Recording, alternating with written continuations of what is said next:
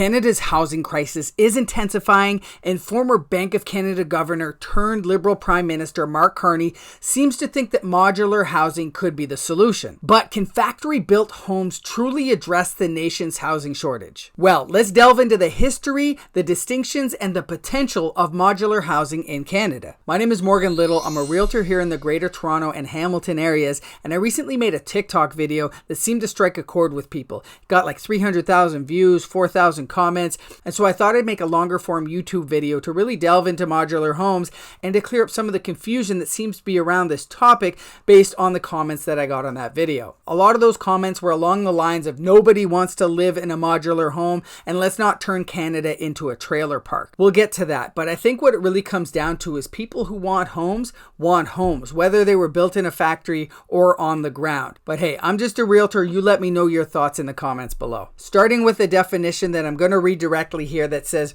modular homes are prefabricated housing that is constructed off-site in a factory, then transported to the building site and assembled on a permanent foundation and according to local building codes. They do differ, and this seemed to be where there was a lot of confusion within the comments, like I mentioned, from manufactured housing, which are built on a permanent chassis and are often designed to be mobile. Prior to 1976, these were called mobile homes, but modern day mobile homes are called manufactured homes. And prefabricated homes are a broad term encompassing both modular and manufactured homes. Now that we got that cleared up, let's dive into a little bit of history. During World War II, Canada faced a housing shortage for both workers and veterans. Sounds a little familiar, right? The government established Wartime Housing Limited, which led to the construction of over 46,000 prefabricated homes between 1941 and 1947. These homes, often called victory homes or strawberry box houses, were built quickly and efficiently as needed. A lot of people may be living or have lived in one of these types of homes and may not even really realize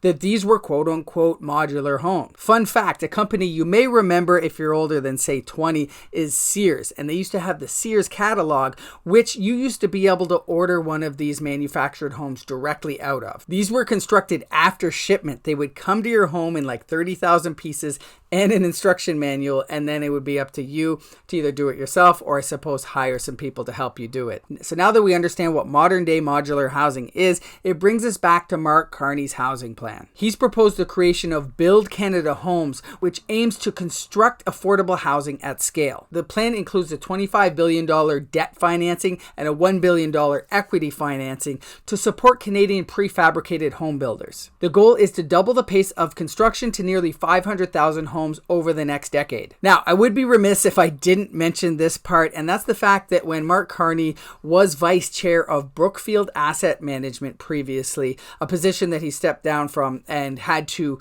disclose once he became prime minister. During his time there, they did acquire a company called Modular Group, which, as you could have guessed, builds modular homes. Now, a lot of people are saying that he's the owner of Brookfield or he's the owner of this Modular Group company, and that's not true. He does still have shares invested with Brookfield, which doesn't currently operate in Canada, but could, I suppose, in the future, and therefore there's the potential for his investment into that company to go up if they do well and are able to construct all these homes to help the Canadian housing market. Now, contrary to a lot of comments, I don't think it was necessarily a master plan that when he was with Brookfield, he thought about being prime minister and that this would be his housing plan, so that he helped acquire this modular housing company and put that all together and leading up to the point we're at now. But my question to you is, if he does make some money in his investments based on that company coming to Canada, them doing a great job, helping the housing market out and their value going up, and then he makes money on it, but the housing market in Canada gets better, do you care? Does that matter to you? Let me know in the comments below. Now, some of the benefits to modular housing are the speed.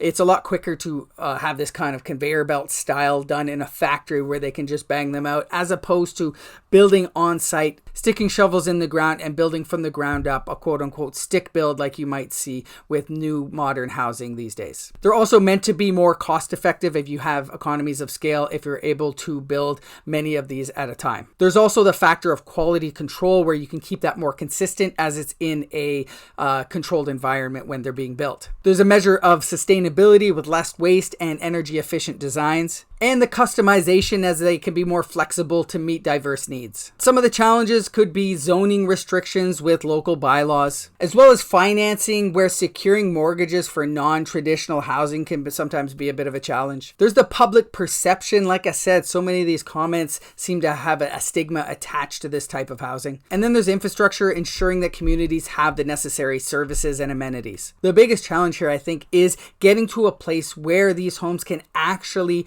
be affordable for an end user. A lot of people seem to question that, and it remains to be seen. So modular homes do present potential promise in addressing Canada's housing crisis. With historical precedents and modern advancements, they do offer speed, affordability, and quality, it sounds like. However, success will hinge on policies, public support, and implementation. What do you think? As we move towards the future, does modular housing have a place in sustainable and affordable housing for Canadians?